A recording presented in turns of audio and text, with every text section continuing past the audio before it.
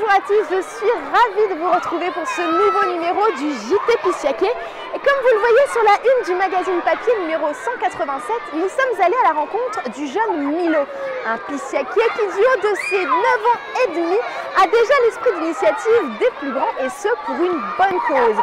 En effet, il est à l'origine d'une collecte anti-gaspi qui permet de récupérer le surplus de nourriture des cantines scolaires pour le redistribuer au secours populaire, une bonne action qui est apparue comme une évidence. On peut tous faire quelque chose. Au départ, en fait, c'était surtout en rapport avec les dames de cantine. Je trouvais qu'elles jetaient beaucoup de pain. Et du coup, je me suis dit, ah, c'est pas possible. En même temps, je me disais aussi, c'est un peu l'occasion de donner le reste aux pauvres. Même faire une toute petite chose, ça serait déjà bien.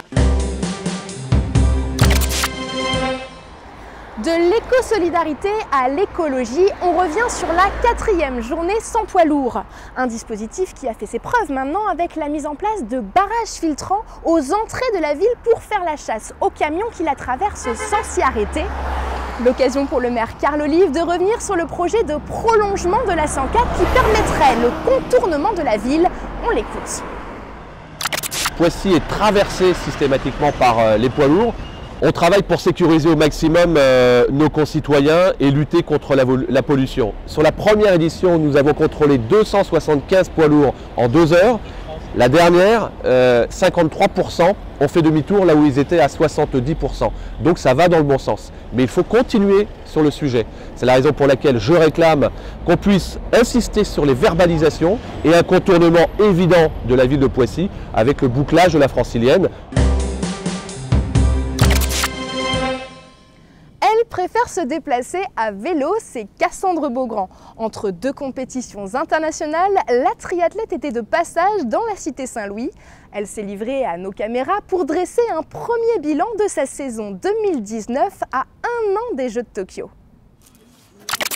C'est vrai que moi j'ai participé à 3 Grands Prix sur 5, donc j'ai eu la chance de faire 3 victoires sur mes 3 participations et avec le club on a fait donc 4 victoires sur 5. Donc ça reste un très bon bilan et avec à la clé le titre de champion de France, donc c'est vraiment ce qu'on attendait cette saison. Vous reconnaissez peut-être les lieux, je suis dans le magnifique château de Villiers et c'est ici que nous terminons ce journal comme d'habitude avec les rendez-vous à ne pas manquer dans les prochains jours. Parmi eux donc l'exposition Le paysage français 1850-1900 qui a pris place dans ce lieu emblématique de la ville et ce jusqu'au 11 novembre prochain.